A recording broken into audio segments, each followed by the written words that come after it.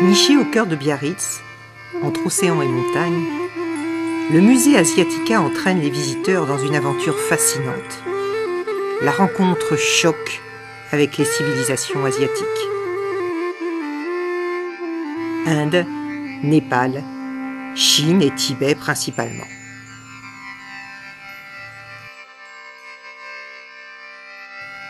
Ce qui fait l'originalité et la spécificité en Europe du musée Asiatica, c'est la façon dont on voyage à travers les espaces, que l'on appréhende chronologiquement, par région ou par thème.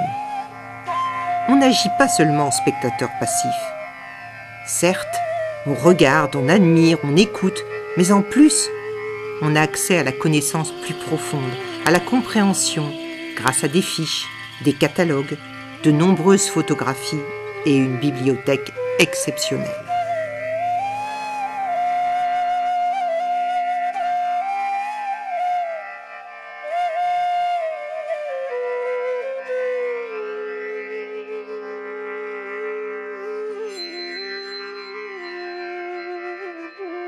On se laisse porter dans la pénombre. On plonge littéralement dans l'univers magique de ce musée. Plus de 1000 pièces, dont la moitié sont rares, et une bonne centaine de véritables chefs-d'œuvre sont regroupés sur 2 niveaux.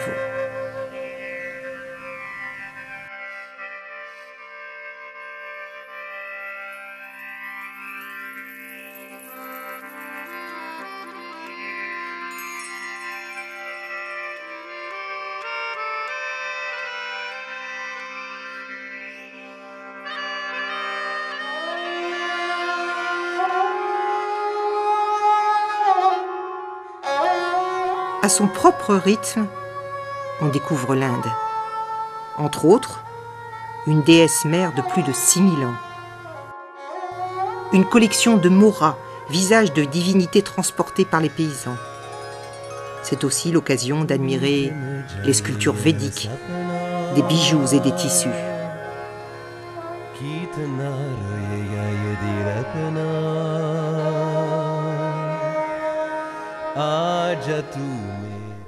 La section chinoise nous offre, hormis des bronzes et des porcelaines, une collection de jade unique en Europe.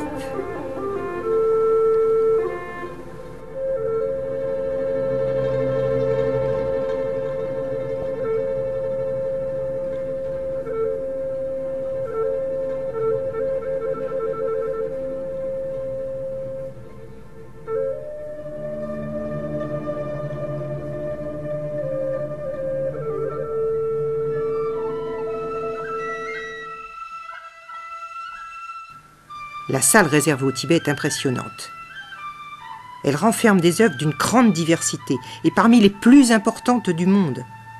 Mandala ou tanga, étoffes, broderies ou bronze sont autant de témoignages du tantrisme ou du bouddhisme lamaïque.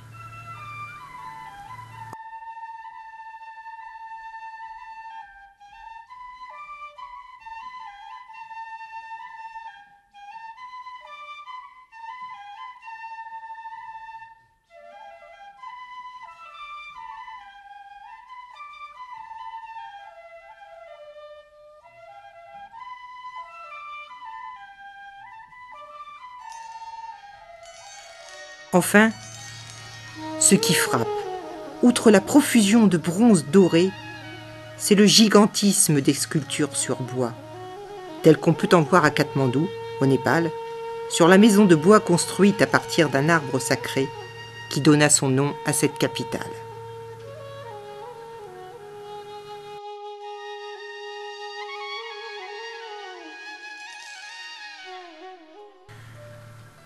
On ne ressort pas indemne d'une telle visite. On est gagné par les émotions, la paix et la sérénité devant les représentations, et aussi les sanctuaires dédiés à Shiva ou à Bouddha l'illuminé. Ces divines rencontres constituent un premier pas vers le nirvana. Et puis, on ne peut que rendre un hommage tout particulier à ce grand mécène qu'est M. Postel. Ce musée, fleuron de la culture asiatique, a été conçu par lui et installé à Biarritz, sa ville natale. Ce sont ses longs séjours en Inde, en réalité toute une vie, qui lui ont permis de constituer, grâce à sa connaissance, sa passion, sa ténacité et sa générosité, une collection rare, digne des grands musées nationaux. Merci aussi à Madame Sitian Tsu, conservatrice de ce lieu. Photographe de l'iconographie, c'est une spécialiste émérite du symbolisme de l'art en Inde et une conteuse hors pair.